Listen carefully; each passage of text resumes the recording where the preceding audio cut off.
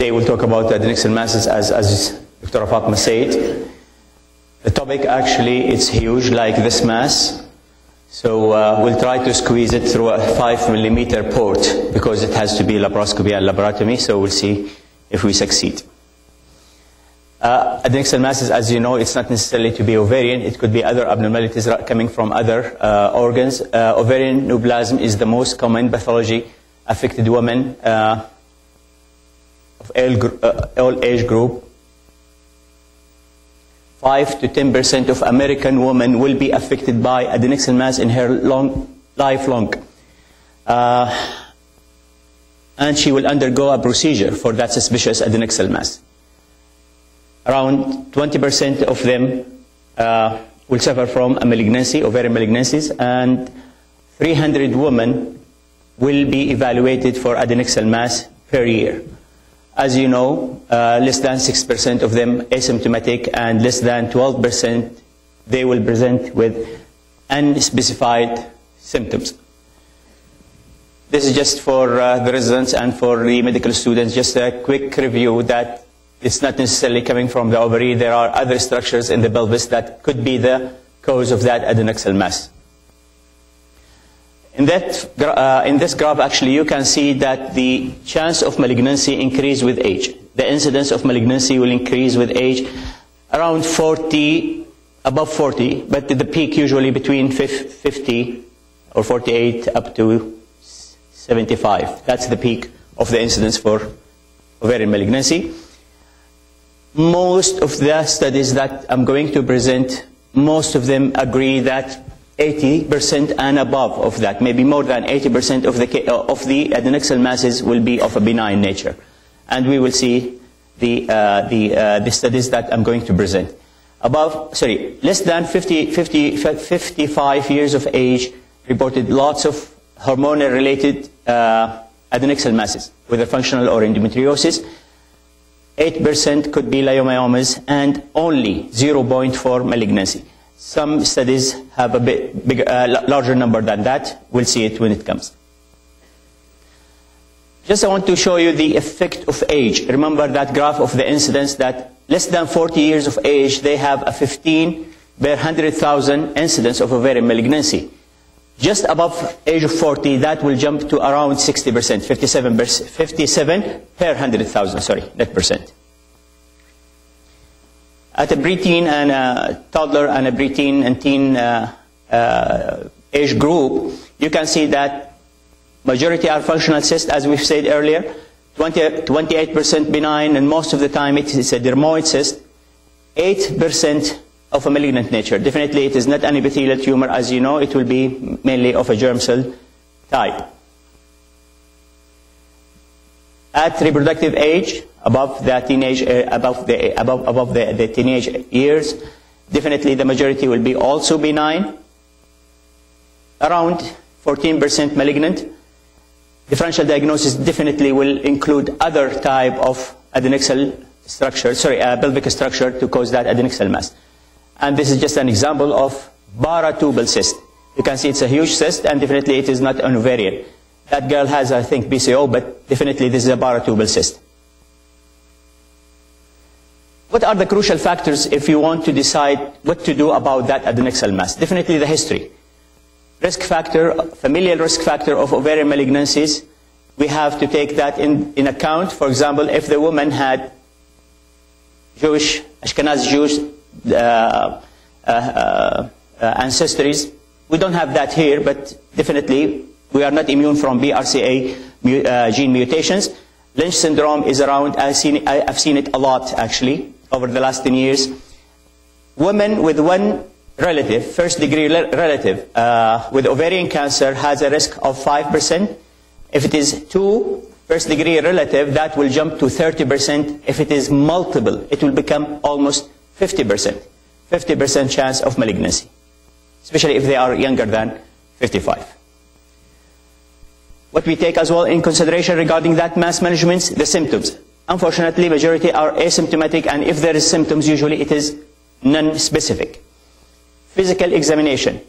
I will show you a figure in one of the studies that majority of these cases will be discovered during routine gynecological bimanual exam. I worked with somebody, Khalid knows him, and Nasreen. After colposcopy, he will always insist that we do bimanual exam, Rafal Gatki. And you know what? He's right. You can discover lots of these adnexal masses. I always tell residents that do bimanual exam because that will tell you if there is any deposits at Bouch of Douglas. Laboratory findings, CA125, which is not specific, but I'll show you figures regarding the usefulness of CA125. 50% of stage 1A epithelial ovarian cancer will have high CA125, 90% for advanced stages, 1% in normal population. Will show you why.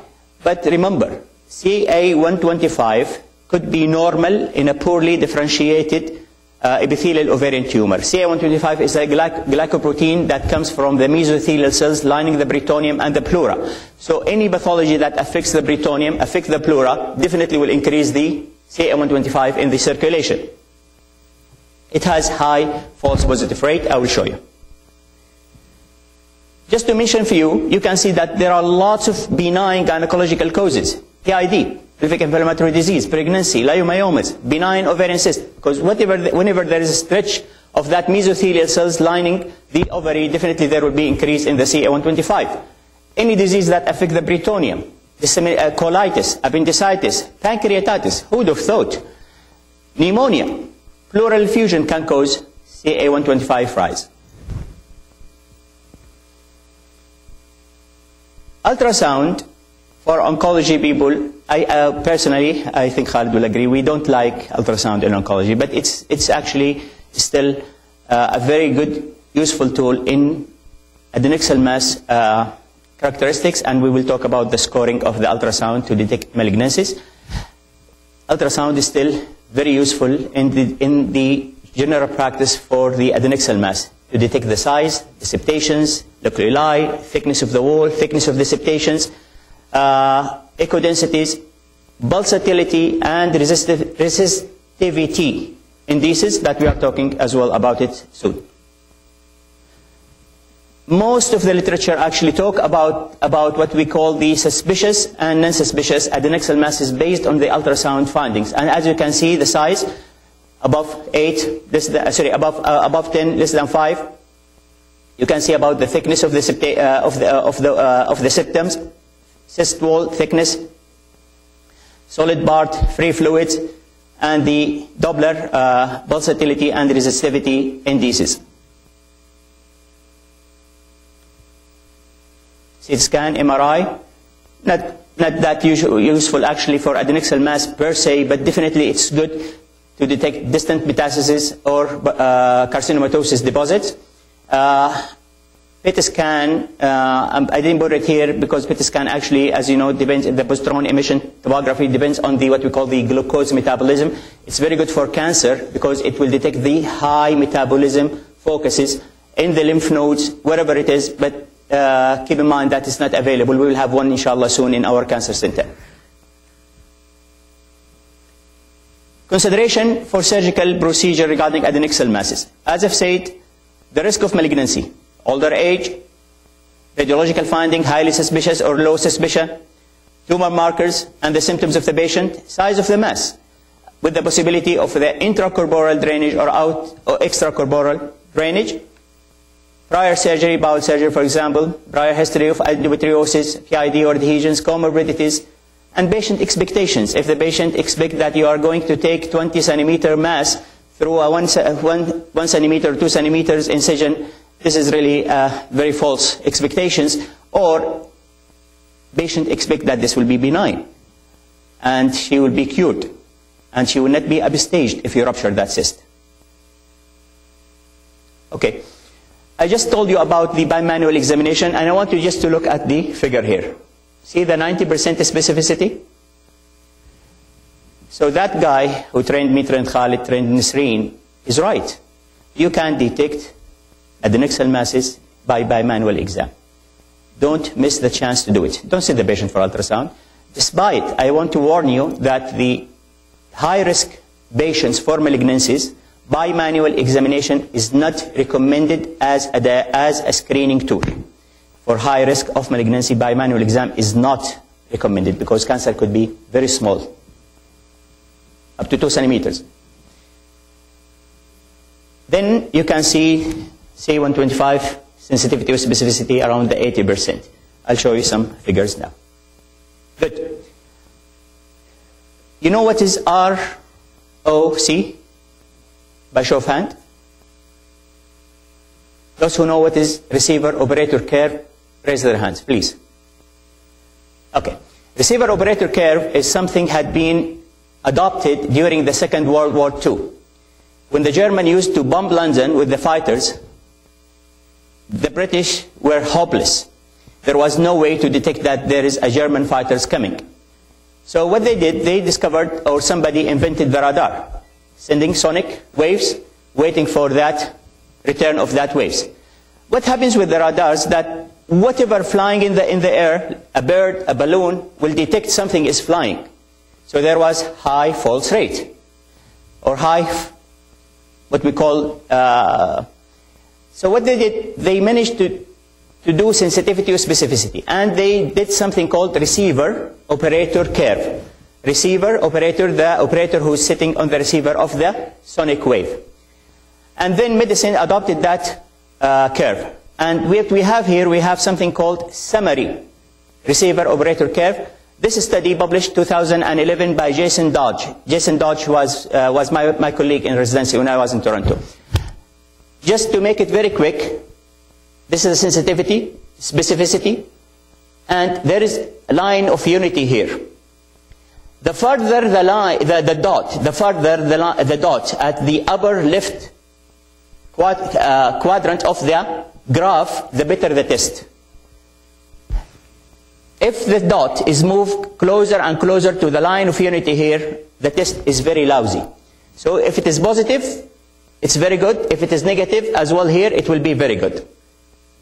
Having said that, you can see now for the CT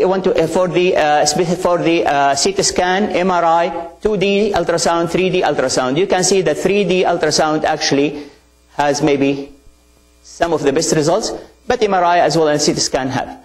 Studies are different, but this is the summary, and you can see that the line here is the summary of all the dots. For the 3D ultrasound, you can see for the 2D ultrasound, it's not bad actually. It's doing fine. Same here for the, what we call the score of the ultrasound.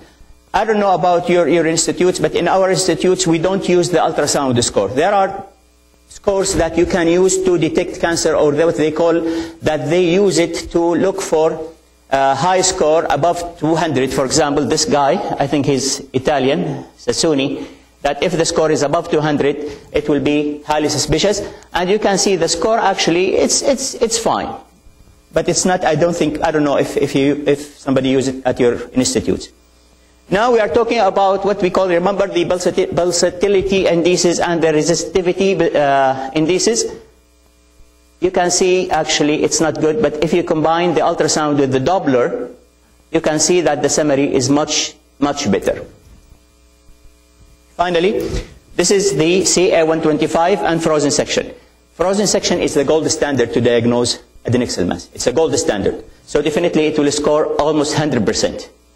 CA125 you can see all over the map, but this is the summary. They put all the data, they pull all the data, and they create one curve. Laparoscopy approach, I don't need to lecture you about that, but definitely less adhesions, less pain, less shorter hospital stay, less use of the analgesics, and definitely it's cheaper than laparotomy. You have really to remember that the fear of the encountering cancer and the upstaging of the patient. Careful patient selection is very important. There are issues regarding the laparoscopy. What is the laparoscopic role in gynecology, the risk of tumor spillage, malignancies, re-exploration, port site metastases, I'm going to talk about it. And this is the laparotomy, and you can see the resident is opening the round ligament. A study actually published by Mayman and his colleague, he surveyed the member of the Association of Gynecological Laparoscopists, and found that incidence of unsuspected malignancy is very, very small, very, very remote. But visualization of the adnexal mass can miss 1/3 of malignancies. This is some of the studies. Still have time? 10 minutes? Time. This is some of the studies actually. The largest one actually, this one. I'm going to refer to canis, premenopausal and postmenopausal. The malignancy is detected in 108, so it is around 3%. Okay, so it's really low. It is really low to detect malignancies in adnexal masses unless the patient is really premenopausal, postmenopausal, but it's low incidence rate. When you do laparoscopy, it's like laparotomy. When you put that camera, don't start right away to cut. Take a wash, look at the peritoneal surfaces, bowel surfaces, look at the diaphragm, look at the liver. Don't rush to take that mass right away. And of course, remove the mass intact. As I've told you that it is not necessarily easy to visualize the mass and to say if it is malignant or benign, but definitely there are features that most of the studies says it's okay. If it looks like this, if it is thin wall, transparent, the contents are yellowish or water-like, and the thickening of the ovarian ligament. If you have thicker wall, you can see that the component is dark or brown. All of these features definitely may indicate malignancies. Negative predictive value, just for a reminder, because I'm going to report it in some of the studies. Negative predictive value is the ability of the test to rule out those who have. If it is negative, it means that they don't have disease. So the higher the negative predictive value, the most accurate that they don't have the disease. Okay? Having said that, a meta-analysis by Nicklin, 1994, showed that aspiration of aspiration of the cyst and cytological examination have a negative predictive value of around 60% to 98%. We don't like to aspirate actually a highly suspicious mass cyst, but definitely there is increase of chance of the leak of that malignant cells, and definitely there is a high recurrence after aspiration and without removal of the cyst wall. Canis had 1,600 patients. They followed them for 16 years. They found that the laparoscopic sensitivity 100%, of course, because you see it, 100%. Negative predictive value as well was 100%, that if you do laparoscope and there is no mass, there is no mass. They concluded that laparoscopic treatment safe, effective, non-traumatic, and preserve fertility. This is a very interesting table. Just wanted to look at this permanent section, which is this one, diagnosis here, after the pathological permanent section. This is the laparoscopic diagnosis without the frozen section. So they went in, they put the scope, and they decided that this is functional cyst in 213. So they waited till the permanent come. So from 213, they said it's a functional cyst. The pathological diagnosis came as 180, benign, 300. But look at that. Look at that. They almost were right that there is no low malignant or cancer. I'm not saying that after you see this figure you go now nuts and you go every woman with adnexal mass just go aspirate or just do cystectomy. No, be careful. Be careful with these numbers. Despite it's really encouraging numbers. Also, the same guy had another prospective trial of 247 patients, and they found that there is 85% incidence of benign nature of these masses, and most of the studies 80 or above in a low risk patients, of course. Same guy, another 138, Childress at 1996. What they found that those masses that is larger 10 centimeters, they required actually laparoscopic drainage before the removal. If it is less than 10, they put it on the endosac and remove it safely. Same study found that 19 were malignant, 16 of the adnexal masses were primary ovarian, and 3 were Krugenberg, and they report 95% of the benign cases managed laparoscopically, and 74% managed laparoscopically if they are malignant. Of course, malignancy cannot hide. This is definitely malignant, and if you open it, just scream, ask for Khalid or Nisreen to come to help you. Low suspicious masses, less than 40 years old, you can puncture. You have to have a strong aspiration or suctioning technique, and then you have to do this study actually is suggesting that we should do what we call the endocystoscopy, to look for any projection or solid components inside the cyst, to take biopsy or to take it out, and then you have to do lavage to the peritoneum to kill any spillage and to do frozen section. High suspicious, of course, old age, postmenopausal, solid components, it's better not to open it, just take it as it is. Remove the whole adnexia and send it for frozen section, and get a gynecologist with you to be involved earlier. Drake actually followed masses at the reproductive age and found that functional cyst is the most likely, as I've told you before. Usually the CA125 will be normal, and 50 to 90% will resolve within 4 to 6 weeks with or without oral contraceptives. Same guy found that masses above indication for, he suggests that indication for surgery in these cases, it will be if it is more than 8 centimeters or didn't resolve within 2 to 6 months, or there is pain or family history of malignancy. Halka did a survey with the American Association of Gynecological Laparoscopists, and they suggested that laparotomy will be safer for non-cystic, if there is solid component there. Dutino reported that 88% of 160 pre- and postmenopausal women had been managed with suspicious masses. 9 of them found to be malignant only. 5 of them were low malignant potential, and 3% the complication rate. Mahdawi had similar reports, but he said that we should really carefully select our patients, and he doesn't recommend cystectomy and will advocate frozen section to be done for all cases. What if you rupture the cyst? What if you rupture the cyst? Of course, as gynecologist, we'll get very upset because that will upstage the patient. But what I found is surprising, actually, that there is no difference in the survival of stage 1A epithelial ovarian cancer ruptured cyst and disseminated cancer cells. If you look at the 5-year survival rate, almost similar. Don't quote me on that. Don't go nuts, as I've told you. Select your patient. But if you rupture the cyst, don't get frustrated, and you can quote this study and you can bring it to defend yourself. Port site metastases. This is something that people thought that it will happen with laparoscopy alone. Actually, it happens even with the laparotomy.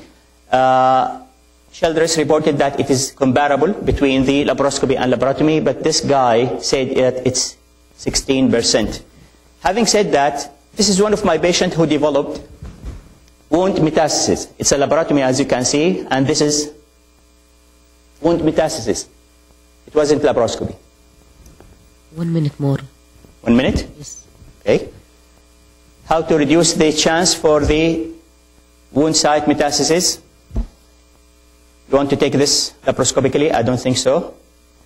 This is a systematic review done by Covens and his colleague in Sunnybrook, including Jason Dodge. They reviewed 331 studies, and they concluded that frozen section is a gold standard. They concluded that systematic lymphadenectomy and staging improve the survival. Remember the R receiver operator curve. This is a frozen section. And they feel that both approaches are comparable in the outcome, and definitely intraoperative rupture with laparoscopy is higher. And thank you very much. This is our new cancer building. Thank you.